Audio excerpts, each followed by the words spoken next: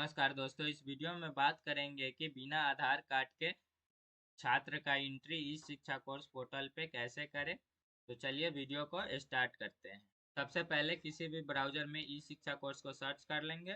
Search करने के बाद आप इस वेबसाइट पे आ जाइएगा। यहाँ पे आने के बाद आप स्कूल पे क्लिक कीजिएगा। स्कूल का यूडीएस कोड और पासवर्ड को यहाँ पे डालिएगा। फिर कैप्चा कोड डालकर साइन इन कर लीजिएगा। साइन इन करने के बाद कुछ इस तरह का इंटरफेस आपको देखने को मिलेगा। यहाँ से आप स्टूडेंट इन्वॉल्वमेंट पे क्लिक कीजिएगा।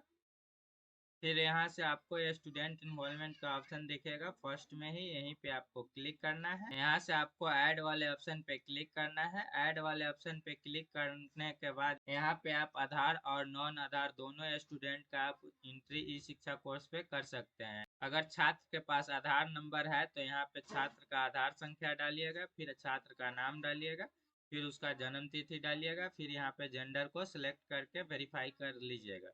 अगर आधार नंबर नहीं है तो आप यहाँ से नो वाले ऑप्शन पे क्लिक कीजिएगा। फिर आगे प्रोसेस फॉर इन्वॉल्वमेंट पे क्लिक कीजिएगा। फिर आपके सामने नया फॉर्म खुल के यहाँ पे आ जाएगा विदाउट आधार से एंट्री करने के लिए ई शिक्षा कोर्स पोर्टल पे। यहाँ पे आपका शैक्षणिक वर्ष सेलेक्ट रहेगा, डिस्ट्रिक्ट सेलेक्ट रहेगा, स्कूल का नाम यहाँ पे पहले से रहेगा। सिर्फ आपको यहाँ क्लास को सिलेक्ट करना है। जिस भी क्लास में आप एंट्री करना चाहते हैं उस क्लास को यहाँ पे सिलेक्ट कर लीजिएगा। फिर यहाँ पे सेक्शन को सिलेक्ट कर लीजिएगा। जिस सेक्शन में उस छात्र को रखना चाहते हैं उस सेक्शन को यहाँ पे सिलेक्ट कर लीजिएगा। फिर यहाँ पे उस स्टूडेंट का नामांकन संख्या डाल दीजिएगा। फिर आगे नामांकन की तिथि डालना है, जो उसका एडमिशन डेट होगा वह डेट को यहाँ पे डाल दीजिएगा। नामांकन तिथि डालने के बाद पंजी रोल नंबर है, जो उनका क्लास का रोल नंबर होगा वह रोल नंबर यहाँ पे डाल दीजिएगा। अगर उस छात्र के पास पीईएन नंबर होगा तो यहाँ पे डालिएगा, नहीं तो यह ऑप्शनल है, यहाँ पे आप ब्लैंक भी छोड़ सकते हैं। फिर नीचे स्क्रॉल डाउन कीजिएगा तो यहाँ पे दिखा रहा है if study in class 1 status for preview year. अगर आपको यहाँ पे सिलेक्ट करना होगा तो सिलेक्ट कर सकते हैं अनदर स्कूल आंगनवाड़ी है, या एनए को सिलेक्ट करके ऐसे ही छोड़ सकते हैं।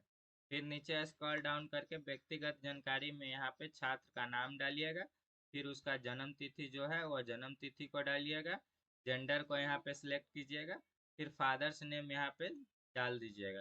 फिर आगे है मदर्स नेम यहाँ पे डालना है। फिर आगे यहाँ पे सोशल कैटेगरी सिलेक्ट कर लीजिएगा, वो जनरल से है, एससी से है, एसटी या बीसी या ईबीसी से है। जिस भी कास्ट से आता है उसको यहाँ पे सिलेक्ट आप कर लीजिएगा। फिर आगे यहाँ पे रिलीजन को सिलेक्ट करना है कि उस स्टूडेंट का धर्म कौन सा है, उस धर्म को यहाँ पे सिलेक्ट कर लीजिएगा। फिर यहाँ पे उसका एड्रेस डाल दीजिएगा, जो आधार कार्ड पे होगा वही एड्रेस यहाँ पे सेम आप डाल सकते हैं। फिर नीचे स्क्रॉल डाउन करके अगर वह CWSN में आता है तो यहाँ पे यस कर दीजिएगा। CWSN का मतलब है कि वह स्टूडेंट अगर विकलांग है तो आप यहाँ पे यस कर दीजिएगा, अन्यथा नो कर दीजिएगा। फिर आगे यहाँ पे आपको मोबाइल नंबर डालना है, स्टूडेंट का हो तो या पेरेंट्स का उसका हो, उसका मोबाइल नंबर यहाँ पे डाल दीजिएगा। फिर यहाँ पे है क्या माता पिता के आय 1.5 लाख से कम है। अगर 1.5 लाख से कम है तो यहाँ पे यस कर दीजिएगा। अगर उसका माता पिता का आय 1.5 लाख से ज्यादा है तो यहाँ पे आप नो कर दीजिएगा। फिर नीचे स्क्रॉल डाउन करके यहाँ पे बैंक विवरण देना है। अगर छात्र के पास बैंक डिटेल्स है तो उनका ही बैंक अकाउंट यहाँ पे दीजिएगा, नहीं तो उनका माता पिता या लीगल जो गार्जियन होगा उनका भी यहाँ पे आप दे सकते हैं। यहाँ पे अकाउंट नंबर को डालना है। फिर आगे खाता धारक का नाम, जिसका भी अकाउंट होगा उसका नाम यहाँ पे डाल दीजिएगा।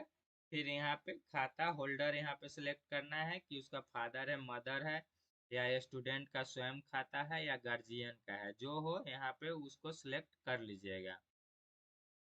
फिर यहाँ पे बैंक नेम देना है, किस बैंक का अकाउंट है उस बैंक को यहाँ पे आप सिलेक्ट कर लीजिएगा। फिर IFSC कोड उस बैंक का यहाँ पे फिलअप करके सबमिट कर सकते हैं। कुछ इसी तरह से आप भी इस शिक्षा कोर्स पोर्टल पे बिना आधार के एंट्री कर सकते हैं। तो आज के वीडियो में बस इतना ही, मिलते हैं अगले वीडियो के साथ।